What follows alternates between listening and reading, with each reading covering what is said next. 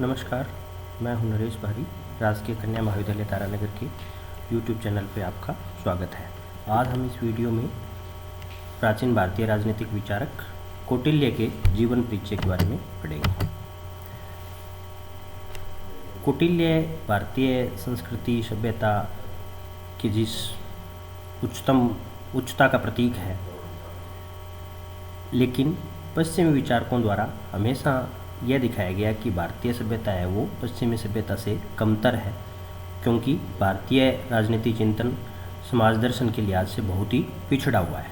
भारत वह यहाँ केवल आध्यात्म दर्शन मिलता है।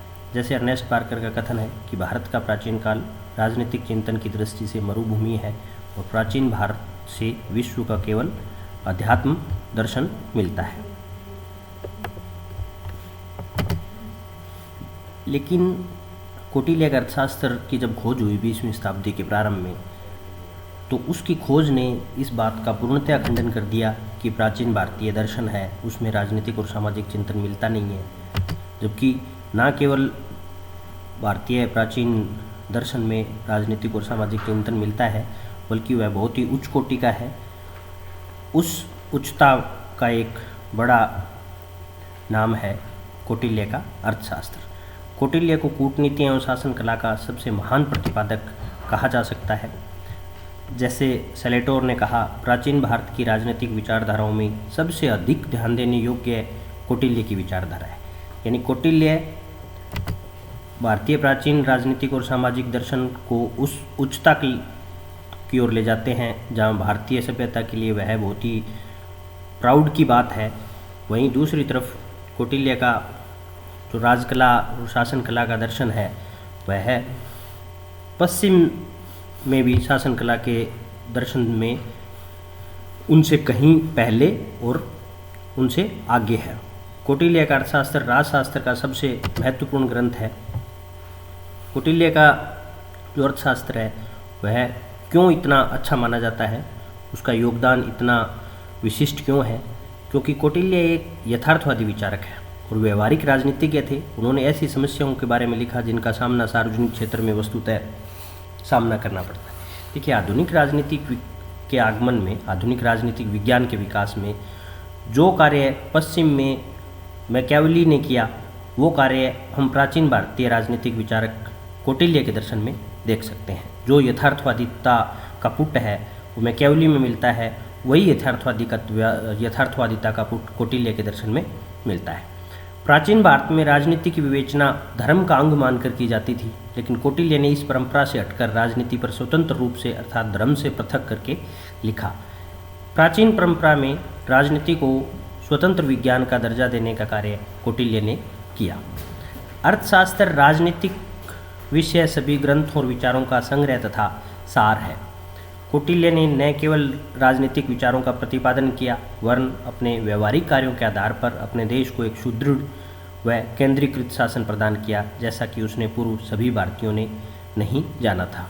तो कौटिल्य का योगदान इस वजह से विशिष्ट है कि उन्होंने न केवल एक यथार्थवादी विचारक के होने के नाते दर्शन प्रस्तुत किया, बल्कि उन्होंने एक कूटनीति के सहारे, एक राष्ट्रवादी होने के सारे नाते एक सुदृढ़ व केंद्रीकृत शासन प्रदान किया। इस वजह से उनका योगदान विशिष्ट हो जाता है और ये भारत के लिए एक, भारतीय दर्शन के लिए एक प्राउड की बात होती है। कौटिल्य के पूर्व राजनीतिक बुद्धिमत्ता तथा शासन कला के सिद्धांत अस्पष्ट तथा बिखरे हुए थे। कौटिल्य ने इन सभी सिद्धांतों को एकत्रित कर शासन कला के एक पृथक और विशिष्ट विज्ञान की रचना करने का कार्य किया। देखिए, कौटिल्य का जो दर्शन है, ऐसा नहीं है कि वह कौटिल्य से पूर्व भारतीय दर्शन में मिलता नहीं है।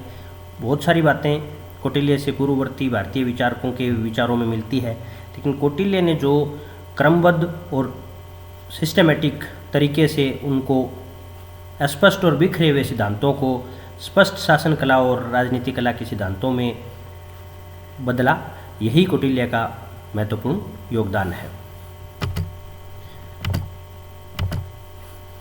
कौटिल्य भारत के महानतम दार्शनिकों में एक है।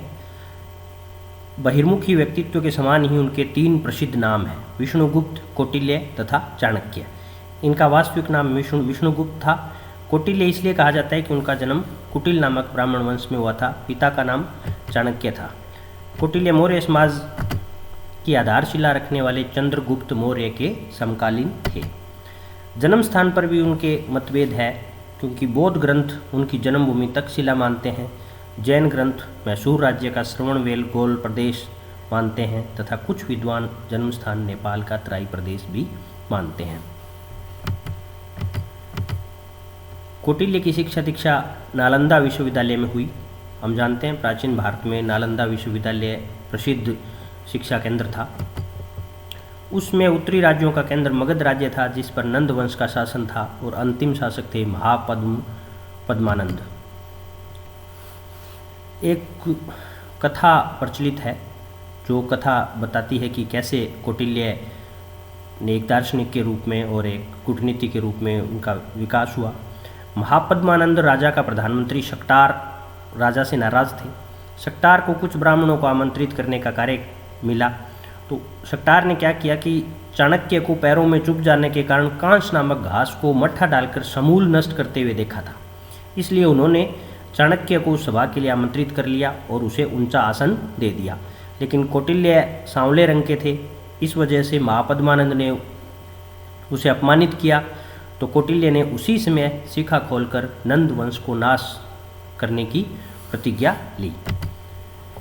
कौटिल्य एक सच्चे ब्राह्मण थे और उनका जो उद्देश्य उनका मेन कार्य था वो अध्यापन कार्य था। शास्त्र और शस्त्र का ज्ञाता और शिक्षक के रूप में अत्यधिक ख्याति प्राप्त थी और उसके समय में कदाचित ही कोई ऐसा शासक या मंत्री रहा हो जो इस महानतम आचार्य का शिष्य ना रहा हो। व्यवहारिक राजनीति में अनिच्छा के बावजूद परिस्थितियों के कारण राजनीति की ओर आमुख हुए। यूनान के राजा सिकंदर ने जब आक्रमण किया तब भारत छोटे छोटे प्रभुता संपन्न राज्यों में विभक्त था। आपसी कलह इस कदर थी कि कई राजाओं ने सिकंदर को आक्रमण के लिए आमंत्रित किया। इस दुर्दशा से मुक्ति के लिए उसने हिमालय तथा समुद्र के बीच की संपूर्ण आर्य भूमि को एक शासन सूत्र में पिरोना आवश्यक समझा। अपने इस लक्ष्य को दृष्टि में रखते हुए शिष्य चंद्रगुप्त मौर्य के द्वारा नंद वंश का विनाश कराकर महान अखिल भारतीय मौर्य साम्राज्य का शिलान्यास किया। यह जो संदर्भ है कि कौटिल्य ने नंद वंश की विनाश की प्रतिज्ञा ली और उन्होंने अपने शिष्य चंद्रगुप्त मौर्य को इस हेतु उपयुक्त राजकुमार समझा और अंततः नंद वंश का नाश किया और चंद्रगुप्त मौर्य को राजा बनाया। इसी परिस्थिति में कौटिल्य के जो राजनीतिक विचार हैं वो शेप लेते हैं और इसकी व्याख्या करते हैं। वो राजा को उन कठोर परिस्थितियों के लिए तैयार रहने की और उनको प्रशिक्षित करते हैं जो एक विजिगीषु राजा को होना चाहिए, जिसे अपने प्रदेश को सुरक्षित रखना है और उसमें निरंतर विस्तार करते रहना है। कौटिल्य मौर्य साम्राज्य का महामंत्री भी बने, फिर भी आदर्श ब्राह्मण की भांति त्याग और तपस्या का रास्ता चुना। धन्यवाद। Thank you.